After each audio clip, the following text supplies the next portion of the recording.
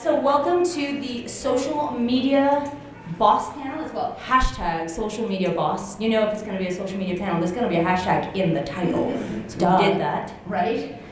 Should you feel so inclined to follow along or tweet out or Instagram out or Tumblr out, or that was a little bit more harder, but whatever, you get the point. You can use the hashtag social media boss too, including with the ClexaCon 2019. That'd be awesome. You can follow along with that. But this panel is pretty much all about, well, social media. And it's designed for people who are either new to it, or maybe you have some experience, maybe you're self-taught and you want to know, where do I go from here? I'm struggling with this. We have a great panel of experts here, ranging from professors to people in the industry, and to people who actually now study social media for a living. So a wide range of different experiences here. The way we're going to start this off, we're going to do some quick intros, go through that, kind of introduce ourselves, let you know who we are, what we do in terms of social media, and then we'll go into a couple questions. So we have a few questions. We definitely want to get to bringing you guys into this, because I imagine some of you have questions about social media. Oh yeah, okay, I saw something like yes. So we'll definitely deal with that. We have a couple set of questions. We mostly want to go through that in like 20, 30 minutes. After that though, even if we don't get through all the questions, we will stop and ask you guys what you have. But should you feel the need to really express something, please feel free to put up your hand. It's not a problem. Even if you know that you need to go to a panel later, why not up? It's totally fine if you need to run for the line. See, we get it. So shall we get started? Yes. Here we go. I know I'm timing it too. So my name is, I'll go ahead and start with me, we'll go down the line. Cool. My name's Elaine Benter. I'm serving as moderator and speaker for this panel. I'm actually a social media professor. That was not a job when I was learning PR in 2007 when I graduated. Now that's a thing. I was hired specifically for my skills and knowledge base in social media. That's it, we'll just go on. Hi, I'm Kylee, and I'm a recent college graduate, but a freelance social media consultant right now. Thanks to this lovely lady, I got to work with Haviland Stowell last year. You probably know who that is because she's an actor, she was here, she had a panel, it's pretty cool. She's beautiful. Yeah. And yeah, I'm just kind of, I've been doing social media basically my whole life because I grew up on it, so yeah, I like to think I'm kind of an expert, but I don't know. She is. I'm Amber Rivera, and I'm an editor and creative producer. So I'm on this panel because I've been doing social media for a project I've been working on called Biffle. Don't know if you guys saw our premiere the other night. Thank you. Thanks, Mom. Yes, my mom and wife are in the audience. Let's try that again. Do it again. Yeah, rewind. So, thank you. So I don't know if you guys were at the premiere of Biffle the other night. So I was brought onto this panel because I learned a lot from a crowdfunding coach. So I'd love to talk about that and just kind of our not every day, but day-to-day social media posts for something like Biffle. I'm the other Amber. I'm Dr. Amber Hutchins. I'm a professor of communication. I teach PR and social media. My research is in the intersection of PR and fandom. I'm really interested in how brands and organizations can communicate with fans and how they can engage with fan communities. When I was in PR in the 90s, yes, there was the 90s, pre-internet, all of our men, right? The days of flannel. Fax machines were considered high tech. This was the way we could communicate with, masses of people. So I was really excited to discover how we could use social media to create really authentic communication with the people we're trying to reach. Thanks. Awesome. Well, thank you so much, everyone, for joining this panel and taking the time out to share your expertise with other people as well. And of course, we'd love to hear your expertise once we get to that point too. So, first question. Here we go. Hot seat. There's a couple questions in this questions, but they're all related. We kind of decided to base these questions on topics that we felt are some of the burning questions that come up first. So if some of it starts basic, just understand that's how it goes, like scaffolding from the beginning up to more complex issues or questions in social media. So the first one, I think, is pretty much, it's underestimated actually, as for me, one of the most important questions. And first question you should ask yourself, how do you select which platform to go on social media? Which platforms have you found most effective? And how many should you be on? Should you be on all of them, all the social medias? I think you should. But if you want to pick one, I think you can look up on the internet and you can find different reasons why you should use each platform. I think whichever platform you're most comfortable with is the one that you should do. If you don't know how Instagram works and you're not sure why it's like a thing, don't worry about it, okay? But if you are a business and you're trying to make more people aware of what it is that you're selling and stuff, I would encourage you to do at least Twitter and Instagram, because it's just pictures, or Instagram and Twitter is like right now content. So if I had to pick two, I would say those two are absolute necessities. Okay. Yeah, specifically for Biffle, we get more traction on Twitter versus Instagram. But I think that's just because we can kind of have like a conversation on Twitter. Instagram, it's just comments and, you know. But our crowdfunding coach actually was very interested in knowing about Instagram, because a lot of our crowdfunding was through Facebook. And I was trying to tell him that we need to kind of steer a little bit away from Facebook, because not a lot of the community is out on Facebook, because a lot of it is friends, family, and so Twitter and Instagram, you can kind of be more anonymous. Mm-hmm. So we kind of had to steer away, but Twitter seems to be working the best. I think it has to be where the people are that you're trying to reach. I think it has to be also what's the best fit for the kind of content you're looking at producing. So if it's more visual content, obviously Instagram is going to be a natural fit.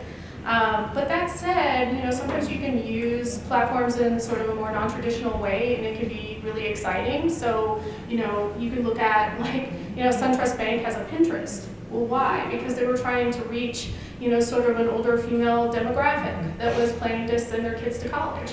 Financial Times has Instagram, which for numbers, yeah, because they can do infographics and all this other stuff. So it's really about looking at that.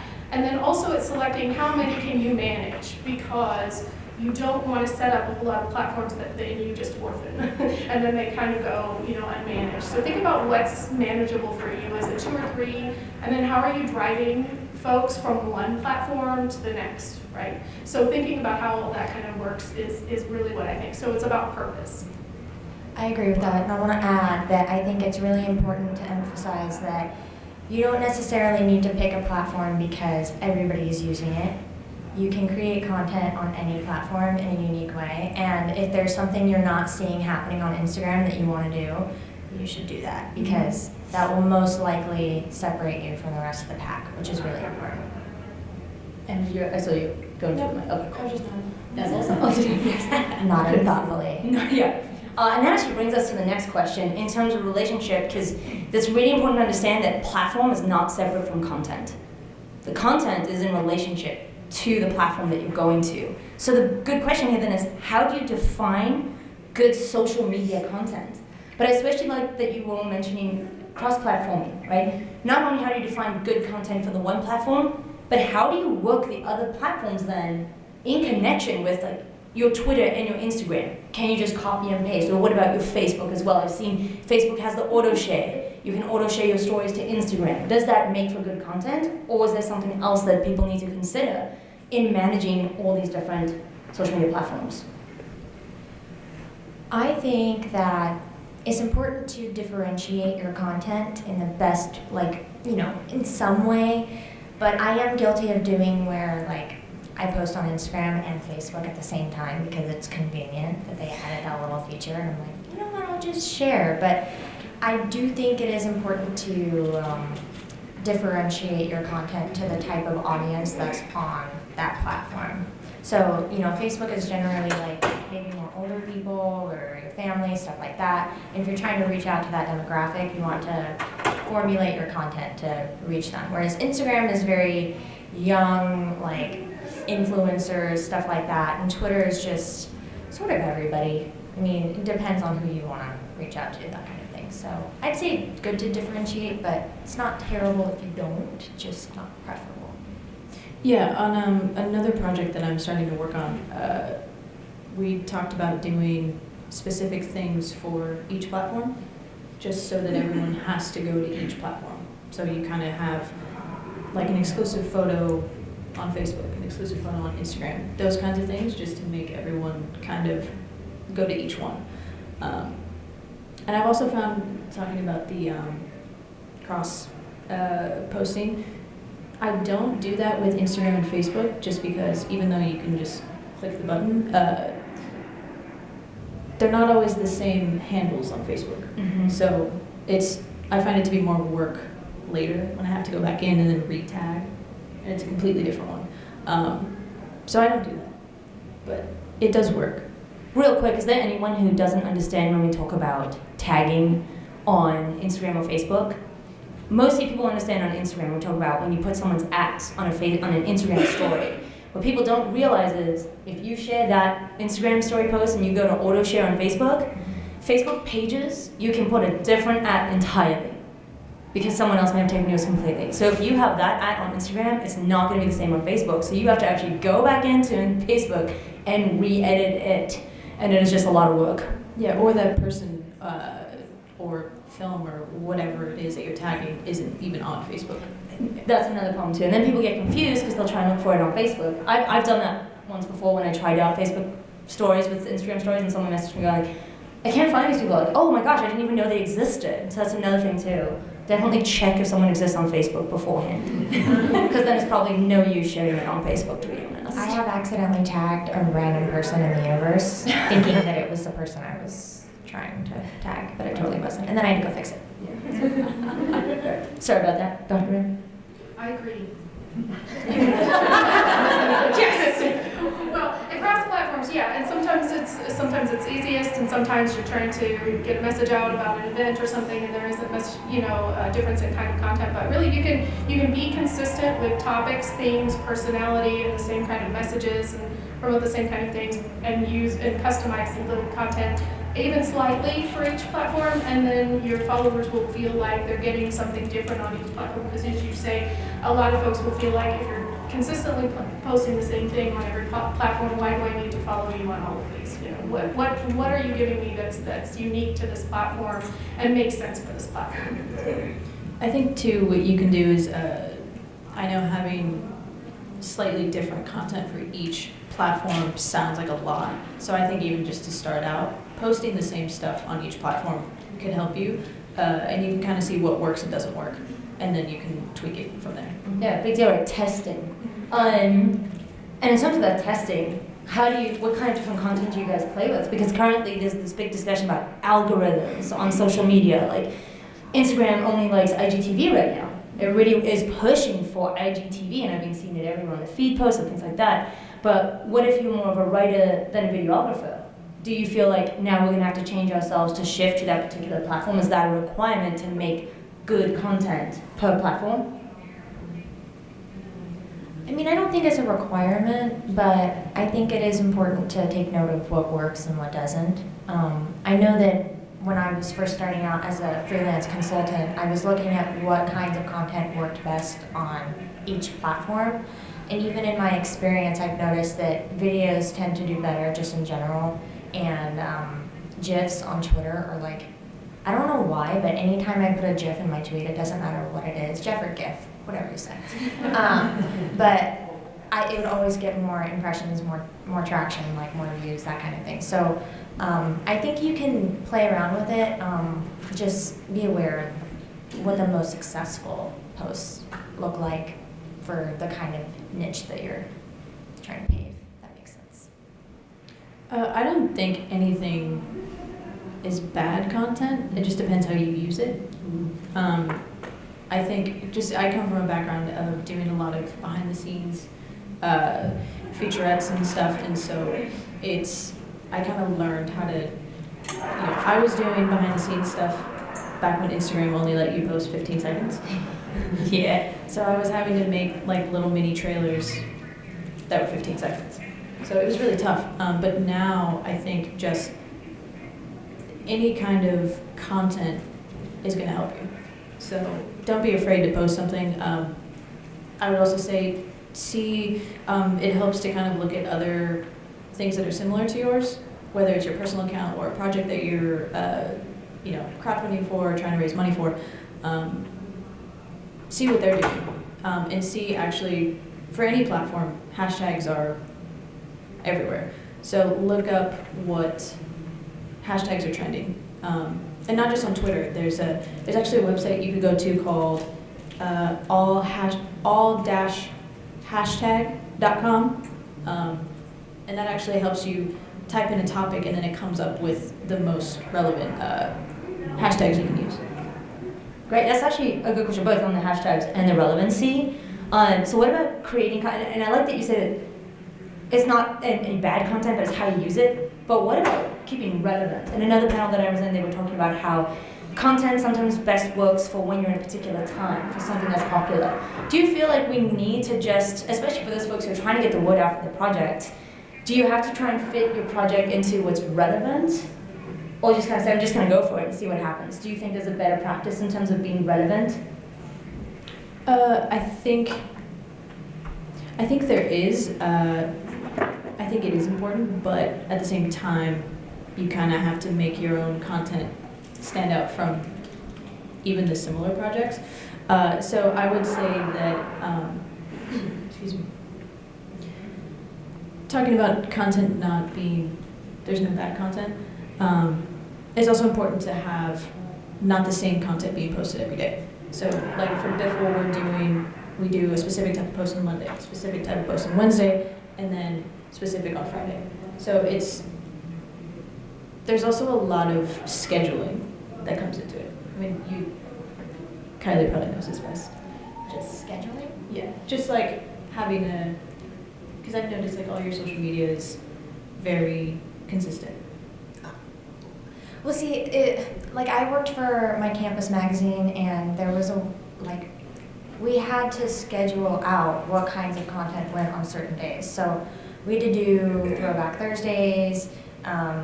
We did Mondays with Horizon, which is what the magazine was, and we had to do all that stuff. And whenever I tried to stray from that, people didn't really like it because consistency is something people like. So, yes, it's important to keep things consistent. And while there is no such thing as bad content, I think in order to kind of stay relevant, you have to stick to what you've established yourself in, if that makes sense. Mm-hmm.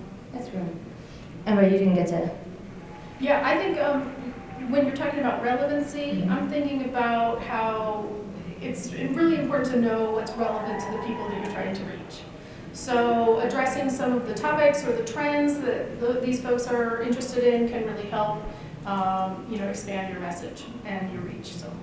Okay. So then, in connection with this, here we go. Hashtags.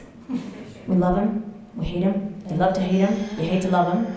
Hashtag bring me the cookies. Everybody remember that SNL post? It's great. Look it up. So hashtags then.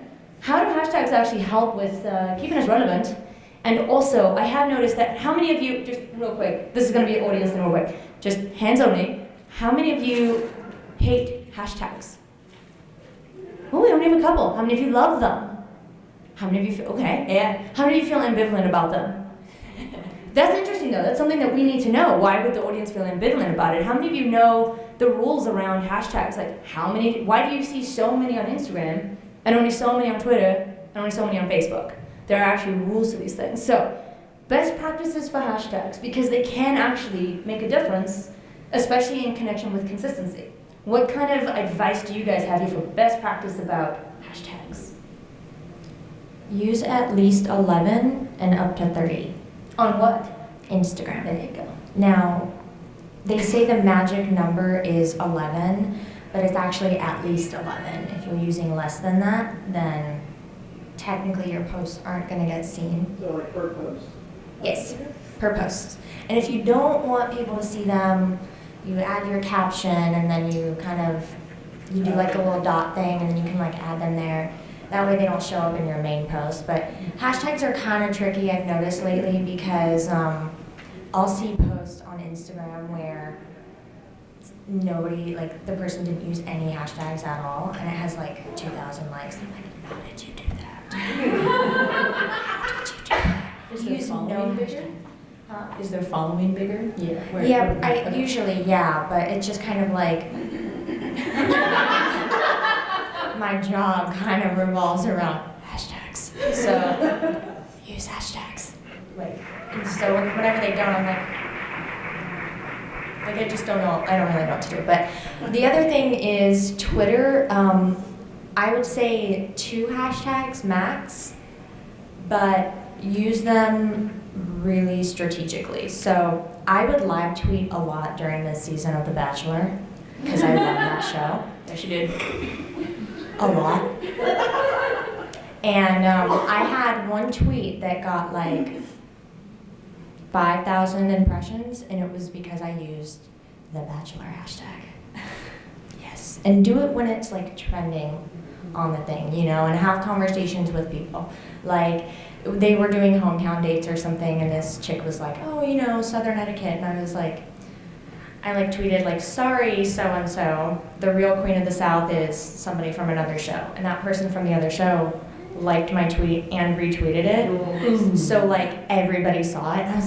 And I was talking to my mom. I'm like, Mom, Patricia retweeted my tweet. And my brother and my dad were like, what?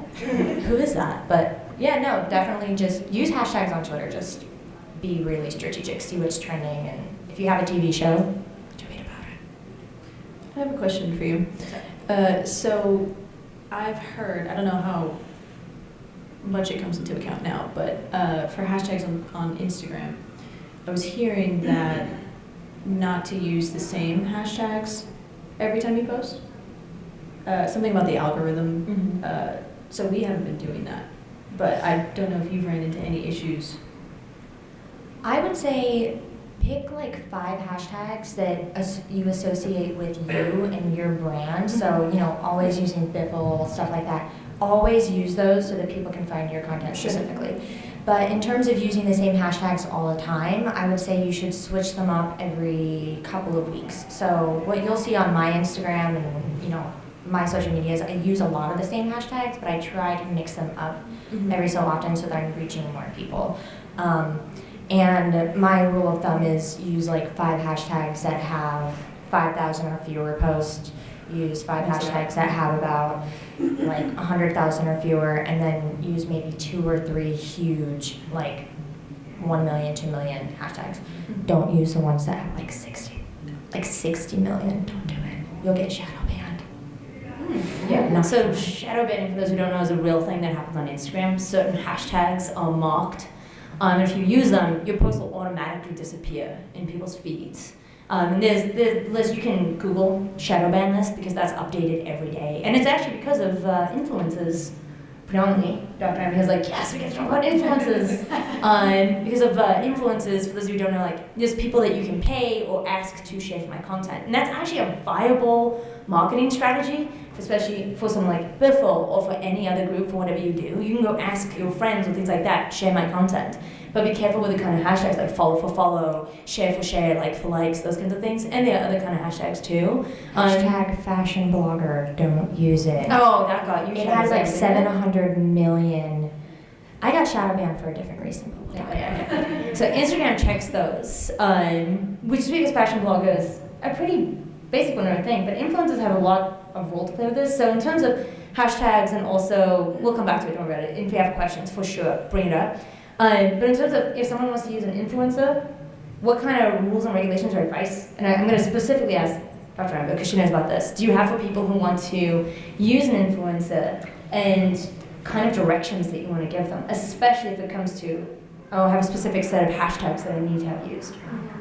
Yeah, so, I mean, you can use influencers in a number of ways, and you can have a specific arrangement with them. You can pay influencers, you can ask them to tweet or blog about your event, your product, whatever you have, and it can be something where you provide something complimentary, like you might invite them to Clexa to live tweet and give them a pass, and it may be something where you specifically are asking them to do, to do a certain number of posts, or to post on a certain number of topics, and it could be agreed upon before they arrive. Or it could be someone who you know is already going to carry a lot of clout, and we know it's going to move beyond the actual event.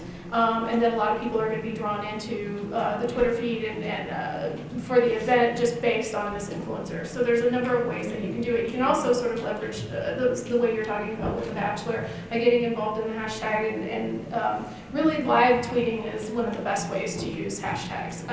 I think just about everybody can say that if they're using that successfully, they pick up at least, individuals pick up at least 10 to 20 followers with anytime they're doing that. I think influencers can be, fantastic, and it could be a formalized agreement. But I think, casual use of influencers and engagement with influencers can be really helpful. Is there anyone here, quick show of hands, who's interested in becoming an influencer? I actually have students who this is what they want to do for a living. Job. Yeah, they want to do that. And I don't know if any of you noticed, but some of the booths out there, they have brand ambassador aspects. And there's some queer media places and also queer clothing companies that are looking for brand ambassadors.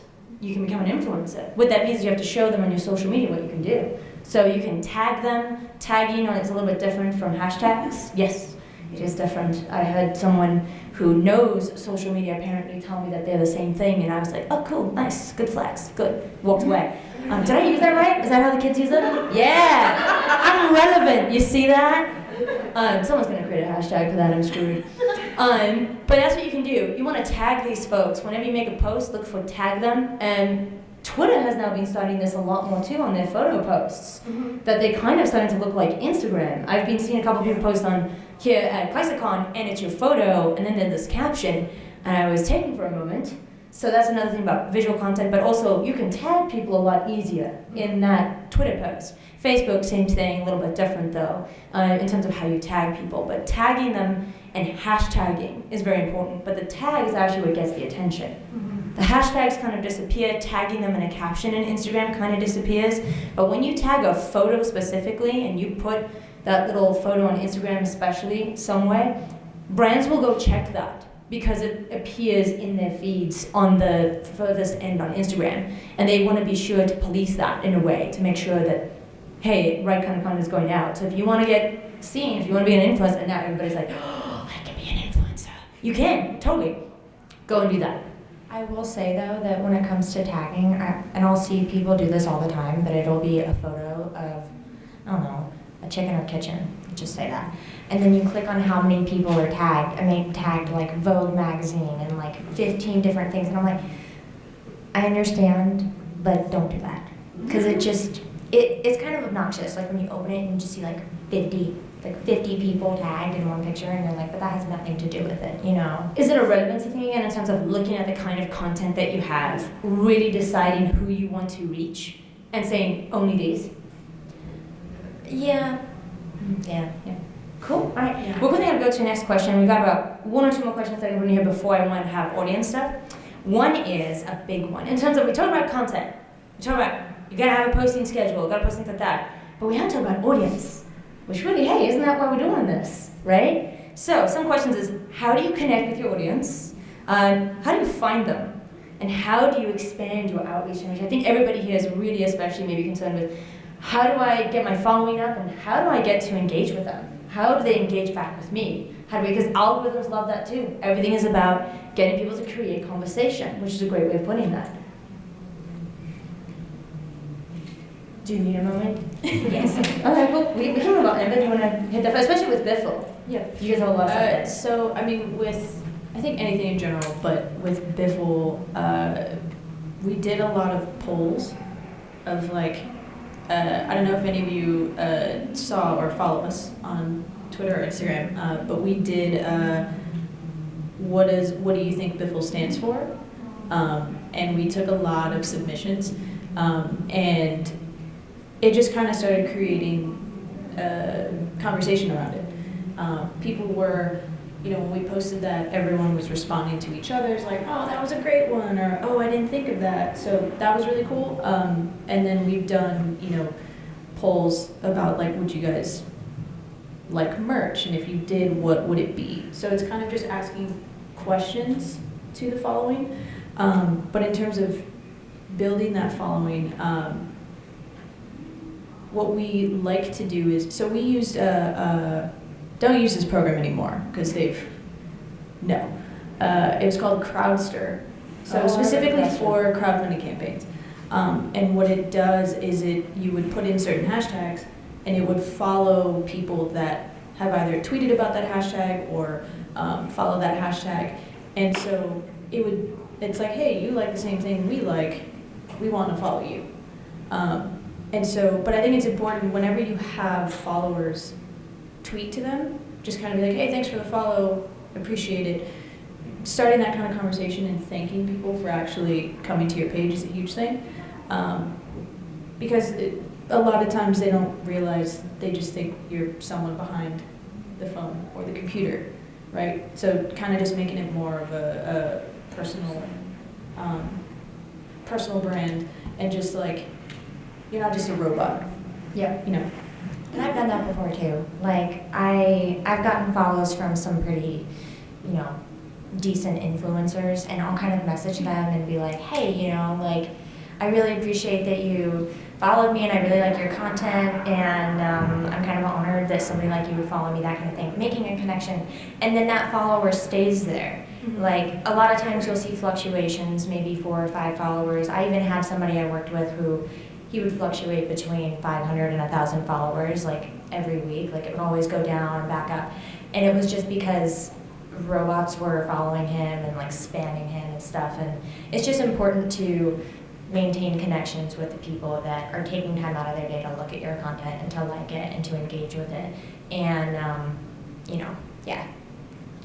And it's not the best to buy followers, because a lot of those are bots. But if you do, the only time I would say to do it is when you're first starting, and don't do more than I think more than like 200 or max 500, because a lot of those are going to fall off. But you have to, if you do end up buying followers at the beginning, just make sure that you have some interaction so it doesn't flag you as a bot. Because if there's no interaction on your page, that's important. Yeah. On any platform. On any platform, yeah. So just a rule of thumb, only buy them in the beginning. Try not to buy them at all.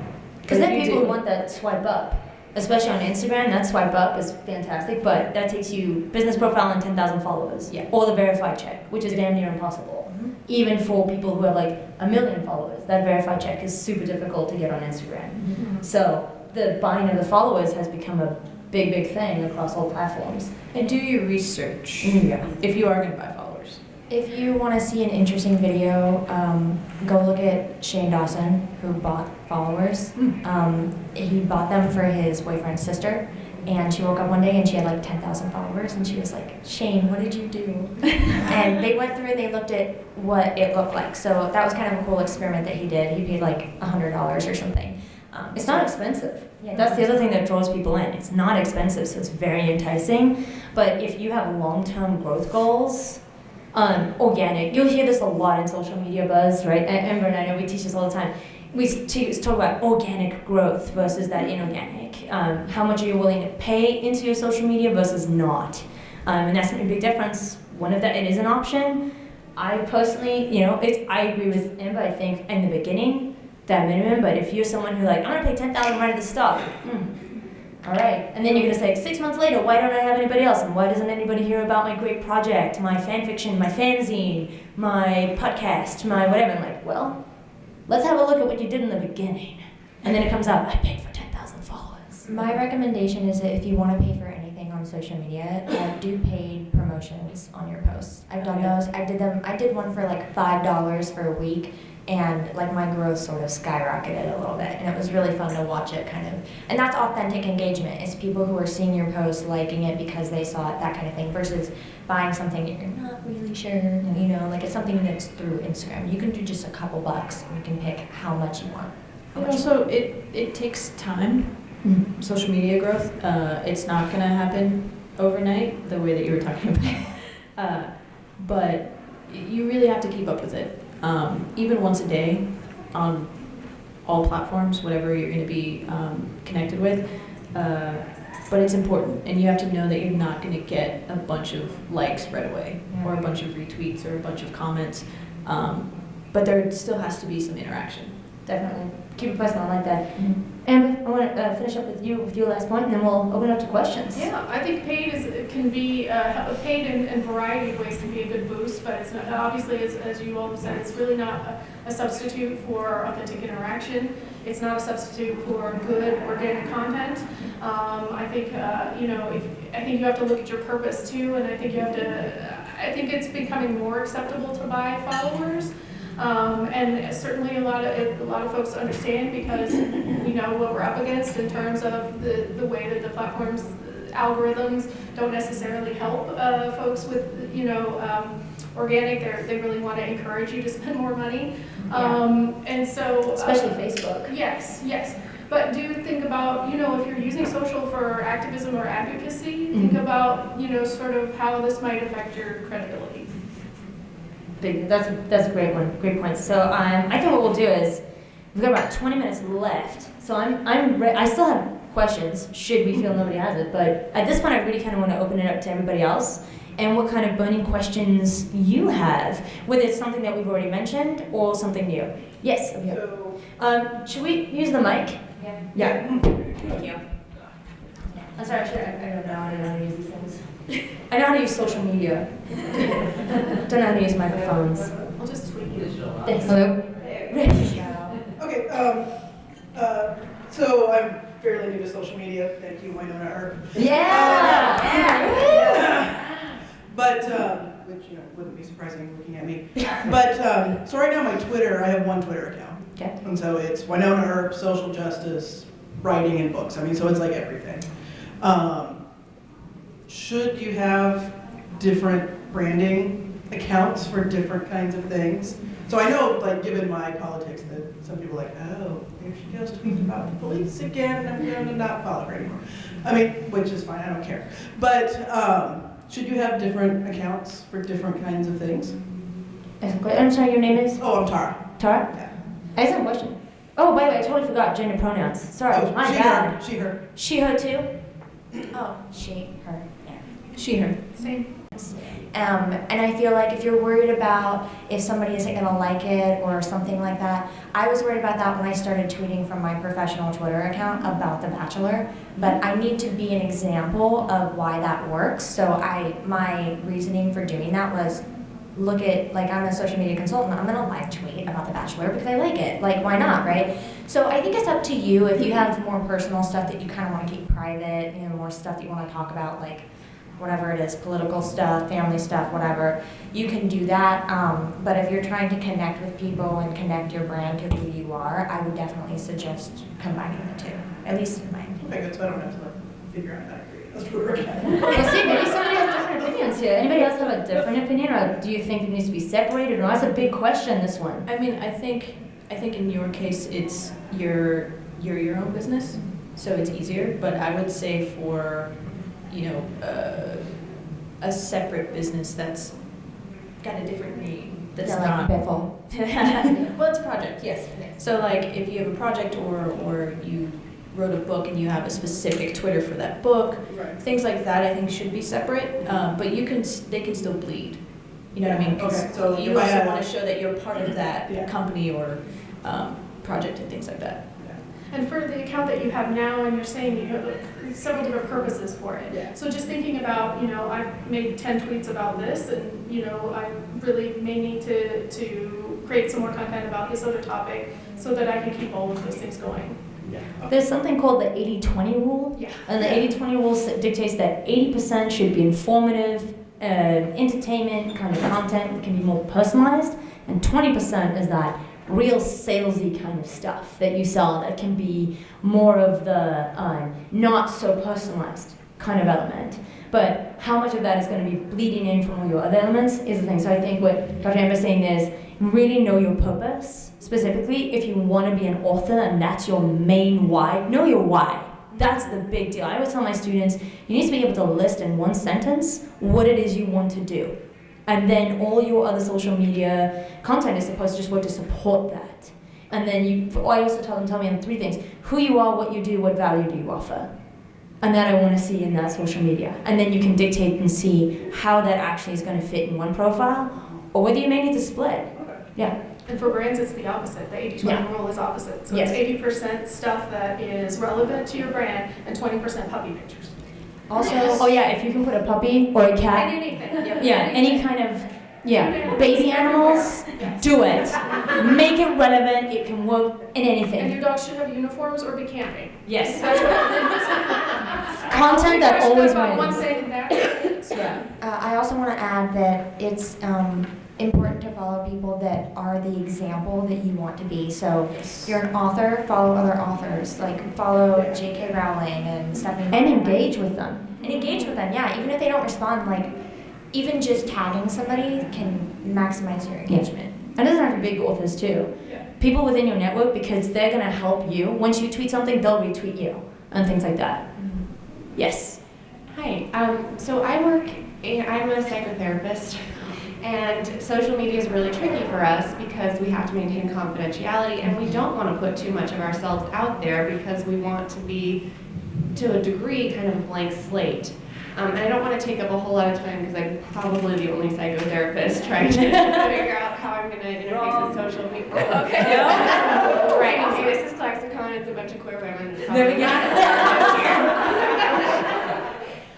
But I am a little curious about that confidentiality aspect, if you have anything to say about that. And also, while I would love to hire one of you because I am in such a niche, how do I go about vetting a social media consultant in my specific field? That's great. Actually, can I take this one first? Sorry, I know past, but Absolutely. she knows what. Some moderator you are. Yeah, I know, right? I'm like taking over. I can't help myself. My parents are therapists. That's why. My dad's a therapist too. What? We didn't know this. I go to therapy. Okay, then we can all answer this What question. about like rock, paper, scissors between you guys? We can have a therapy rock paper scissors. No. But it's great. I actually ran for my dad many years ago. We created. This was before Twitter and everything was even used for business, and it was just there and it was just like posting it. We avoided directly saying anything about clients. We focused on things that you folks. Yeah. So he was a behavioral psychologist, and he wanted to get more into kind of new age therapies.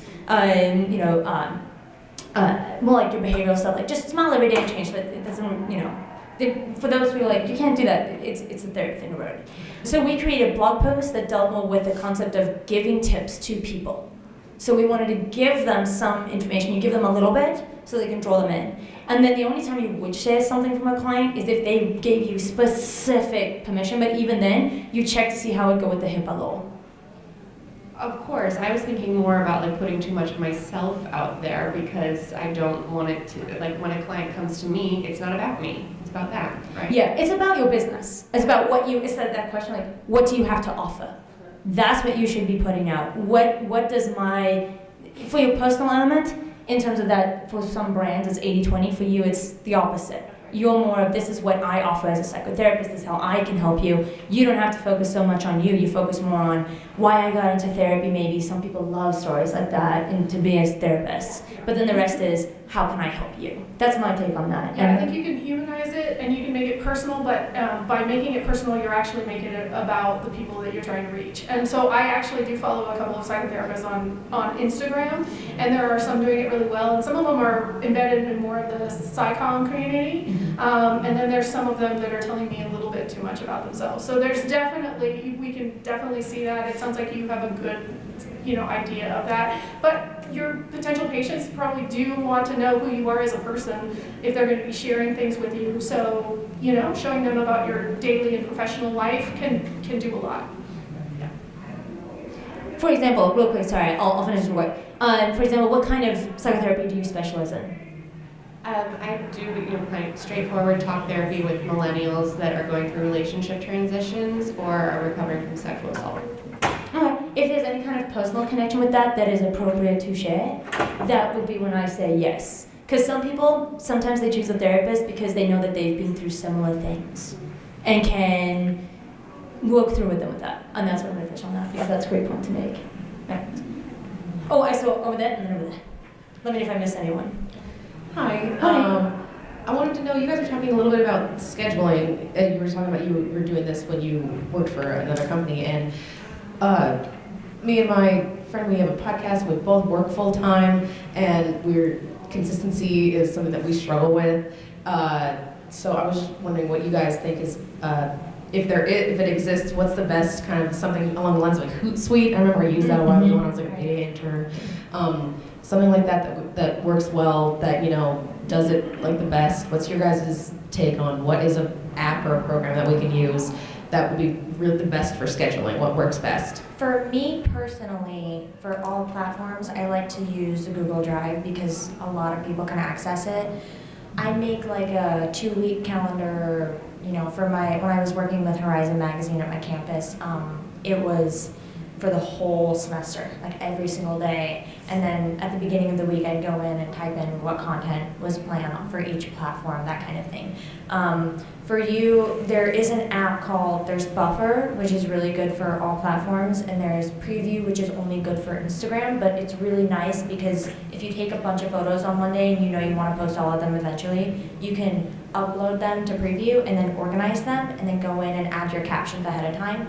And then if you pay, like, I don't know how much, like $2.99 or something, it'll post it for you, but if you don't pay, it'll just remind you when it's time to post, and then you can kind of go in and do that. So those two are really good, and then for me, I just like to do Google Drive because for me, it's easy to access on my phone, and it's just easy to plan stuff out ahead of time. I like to do a week in advance and just kind of plan stuff out. And does both Buffer and Preview, are they for Google and Android? Because I've heard of like one app that's supposed to be really, really good for Instagram, but it's only on iPhone right now. Well, Google Drive is great because you can use that on anything, right? Mm-hmm. Google Drive is also on Android. Buffer, I'm not sure because I will tell you in the PR field, iPhones are dominant, and so most of us are using iPhones. That's one of the reasons I decided to buy the iPhone over the Droid. So I've used, I believe it's called Crowdfire, and you can schedule posts on there. And it actually has, I think if you do the paid subscription, I forgot how much it is. It's under $10 a month. But you can actually find relevant topics. They have a search engine that you can, you know, type in web series or sci-fi, and it kind of shows you different photos or articles that you can talk about that you can then share and kind of just make it more relevant to whatever you want to be talking about. And Facebook, you can schedule your own posts. So that I found that helpful too, just because you can schedule it way in advance. Yeah, no, it's great. But I used Crowdfire the most. We used Hootsuite a little bit, but it got too expensive. So we switched to to Crowdfire, and that seemed to work a lot. And also, if you don't want to use an app, Instagram has it's kind of a weird feature of how it works, but you can save stuff as a draft. Oh yeah. So like you go in and you do your post and type in your caption, and then you hit back, and then when you get back to the screen where you would upload a photo, it'll say, do you want to save this as a draft? And you can save as many as you want. So if you know that there's something you want to post or whatever, but you're not ready yet, you can put that in there, and then on the day that you're ready, you go in and you're like, I got all my stuff, I'm gonna post it. And really, if you only have 1 or 2 accounts, you can just go to Hootsuite's blog, and they give out free templates for calendars. I just use an Excel spreadsheet for mine because we only handle like three platforms at a time, and we're not posting too much content to my classes for class clients. So up until that time, though, eventually, if you grow, you are going to have to pay. Hey guys, this is an Instagram related question. I wanted to know if you have any tips on how to find your own voice on Instagram that also accelerates growth or helps with growth. Because like I've worked a lot in social media, and like I know the typical pictures that get likes, but they kind of irk me at this point, like, you know, sitting in Starbucks with your Frappuccino, or like the golden hour selfie, or like a bikini picture. So I just wanted to know if you guys had any tips about that. Ooh, there's a lot of talk about that right now, about different kinds of content. What do you guys think? Storytelling. Sorry. What'd you say? That's all. It's storytelling. Yes. You know, thinking more in terms of overall story for your content. You know, I think that's really important. I think it's not necessarily. I mean, it depends on, you know, again, what is your purpose and what do you want to communicate. But try to think in terms of the story that you're going to tell. Believe it or not, I mean, the image is important, but the caption with it is really important as well. So think about the overall story. Also, kind of reiterating what I said before, but following people that are sort of leading by example and doing what it is you want to do. Like, I have a friend who is, she eats paleo, and she's trying to do like a health, lifestyle related, nice balance of food and personal stuff. And she has a select few people that she follows that sort of emphasize that, and they have a really large following, but they're not being fake or, you know, oh, look at me, I'm like taking a bunch of Instagram photos for my, you know, what, like, just, for me, I'm the same way. It kind of irks me when I see the same stuff over and over. I'm just like, oh my God, give me something different. So I think if you really want to post content that's in a specific category and doesn't fall within that, just do that and just stay true to what it is you want to post, and eventually you'll see. Authenticity. Yeah, Authenticity is a big deal. But I would also say, remember that your audience is always who you're catering to. So for me, sometimes I'll have to post something that I really, really don't like because it just doesn't fit me. But guess what?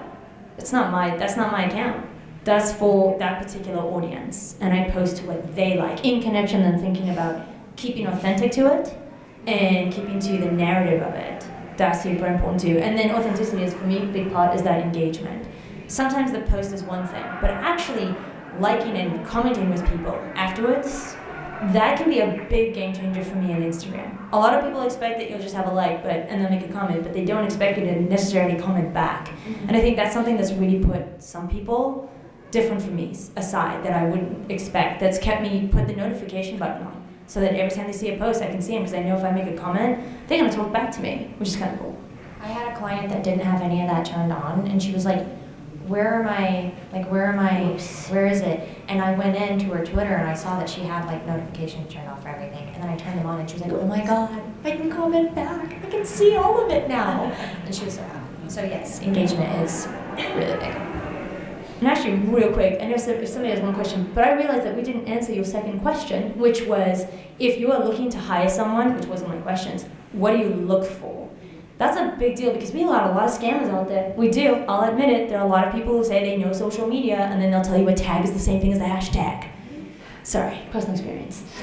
So real quick, because we have, 7 minutes, I wish I had enough time. If you guys had any advice, because many of you didn't go hire someone, you self-taught, some of you. You're now actually going to a university. What are some things that you would tell people, this is what you should look for if you want to hire someone to do this for you? I would look for people who maybe have a smaller following themselves but are still advocating as social media consultants, because you'll see a lot of influencers out there that are like, pay $59.99 a month and you can get my free template for how to do your social media correctly, and you're like, but I don't want to do that. Like, no. And I see that all the time. Like, I follow some influencers that provide good tips and stuff, but I would never hire them or pay for their services because it's way too much. Like, so for me, I have a really small following. I have under 200 followers on my professional account, and I'm a social media consultant and I'm trying to like brand out. So I would say just try to find a smaller niche of people, and even just looking stuff up on Google, like just social media consultants, freelance social media consultants, that kind of stuff. And hopefully you'll find some pretty genuine people. But yeah, I would just say look for people who seem like they know what they're doing and they're posting genuine content, and they're an example of what it is you would want. Like, I'll see a lot of influencers that just post like really bad content. You know, like it just doesn't look good. They don't have an aesthetic, and they're like, aesthetic's really important, but look at my stuff, it just quotes all the time. And you're like, well, that's fine, but like don't give advice if you're not going to take it, you know? So look for people that are being the example of what they would provide for you. I would also say try and find people who connect with your content as well. I think it's super key. I think you can even, like, I would even ask these people, what are some posts that you think I can do better on? Or just, you know, what are some ideas you have based on content that I've been posting? So then you can kind of hold them accountable. Did you actually look at my social media? Yeah. I think that's important because there's going to be a lot of people out there who are like, yeah, I can do all these things, but do you even know what I've been posting about? Is this, you know, are you just trying to make money? Yeah. You know what I mean? Definitely see if they know what you've been, if they went and did their research on you. Yeah, it was similar. We were talking to different people about before we were trying to hire a PR person. And there was this one particular person that just fully connected with what we were doing, and right off the bat, we didn't even ask them. They just started telling us all these things. It was kind of like a word vomit, and just they were like, "Yep, that's the person." I feel like I would get along with that person very well. I'll connect you. Thank you. I think all of that is great, and I think looking at what they've done before, looking at their profile and how they interact, and then are they going to provide you with any sort of research, planning, reports, things like that? Because there's a lot of people who can manage, but you want somebody who's thinking strategically. As soon as they say, I'll get you paid followers, watch out, red flag. Go away. Yeah. Go away. Well, I would go away. I would say, ask them what Amber said. So they go, okay, what do you mean? And then also, you can always come to me.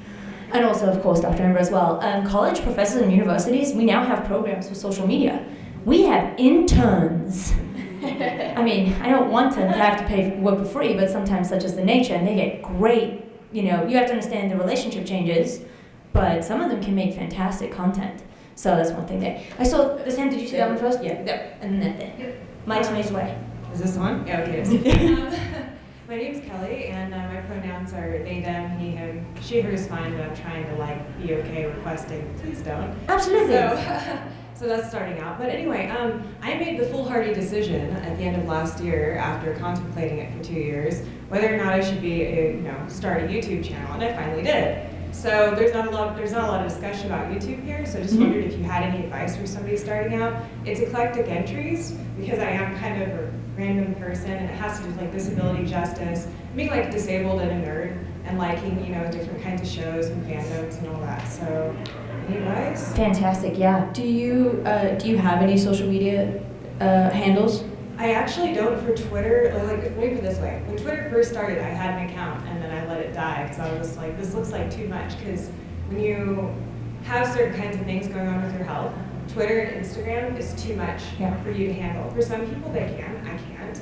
So that's kind of a challenge in and of itself, right? Okay. Yeah. I mean, I was thinking just in terms of linking people to your YouTube. Do you do Facebook? Yes. Yeah. So maybe start there. Just do make, whenever, if you have a video coming out every Friday, then you can kind of just post about it, a little what it's about, and then link to it just so people can actually, it's kind of, call to actions are important. So if it's based on a specific topic, starting a conversation at the end of your post, just view this video for blah, blah, blah, whatever it's going to be about. So that way they can still, I know Facebook doesn't like to, doesn't like to do that, but you have to sometimes. It still works. Yeah, it still works. So I would say maybe start there just so you can get those people from Facebook to your YouTube page and get more subscribers that way.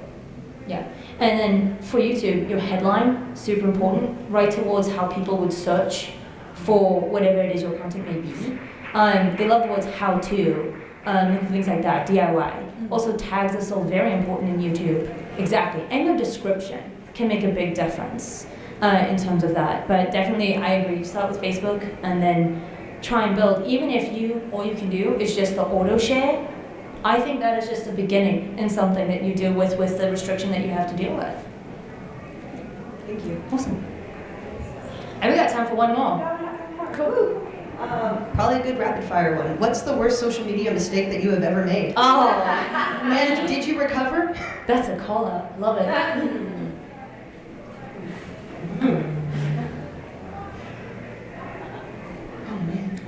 I never recover whenever I have a typo. And are you ready to admit it? Oh yeah, typos, me all the time. I mean, this wasn't a bad one, but I do remember one time I just posted a video on Instagram, but didn't change the cover, and it was just black.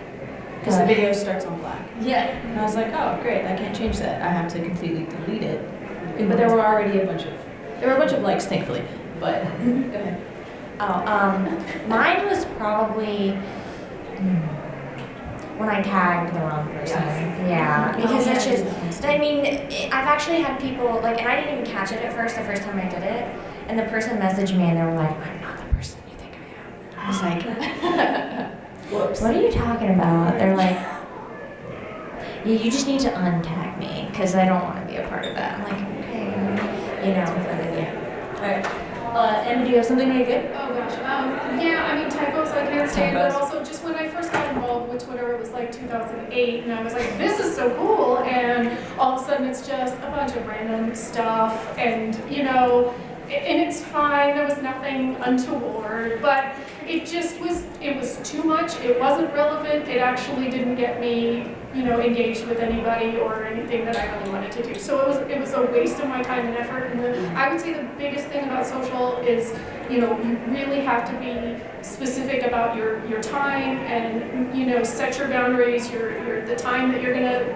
you know, give to it, when you'll respond overnight, you know, and not engaging with trolls, those kind of things. You know, I mean, it's because it's hard to resist those things. And sometimes you want to be involved in these, you know, conversations. And I think, you know, I think just... I ended there, actually. Yeah. Yeah, sorry. I didn't want to, but if any of you want to talk to us, we're here all con long.